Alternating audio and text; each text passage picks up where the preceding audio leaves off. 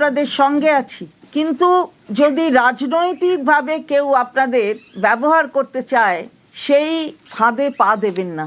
রাজনৈতিক স্বার্থ চরিতার্থ করার জন্য আমরা শুনেছি আপনারা হয়তো তাদের কিছু চাঁদাও দেন। চাঁদা দিতেই পারেন, আপনার ইচ্ছে আপনি করবেন, গণতন্ত্রে বাধা নেই, নিশ্চয়ই করবেন। কিন্তু এই যে ব্যবহার করা আপনাদের নিয়ে নিজেদের স্বার্থ চরিতার্থ করবার জন্য, এত কিছু পাওয়ার পরেও, সরকার দেবার পরেও সরকারের বিরুদ্ধে আওয়াজ তোলা, এই ফাঁদে পা দেওয়াবেন না।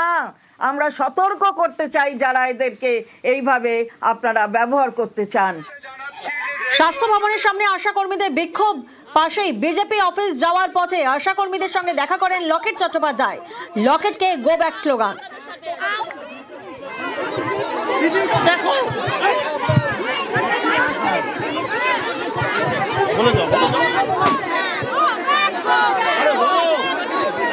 আপনারা চালিয়ে যান, আপনাদের সাথে পশ্চিমবাংলার যদি লকেট চট্টোপাধ্যায় আমাদের সঙ্গে থাকতেন তাহলে আজকে কেন্দ্রীয় সরকার আমাদের কথা ভাবতেন। কেন্দ্রীয় সরকার আমাদের কথা ভাবেননি, আশাকর্মীদের কথা ভাবেননি। আমরা কোনো রাজনীতির রং লাগতে দেব না আমাদের আন্দোলনে। আমরা যখন পরিষেবা দিই তখন যখন কালার দেখি না।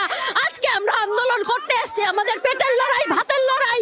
এখানেও আমরা কোনো কালার দেখবো না, লাল নীল হলুদ সবুজ কাউকে নয়। এই তো রাজনীতি। দেখুন না, নিজেরাই এসছে, আজকে 5,000 টাকা কেন দেওয়া হয় আমাকে দেখে নিজেরা গো ব্যাক বলছে। তাহলে ভাবুন কারা কারা এখানে রয়েছে।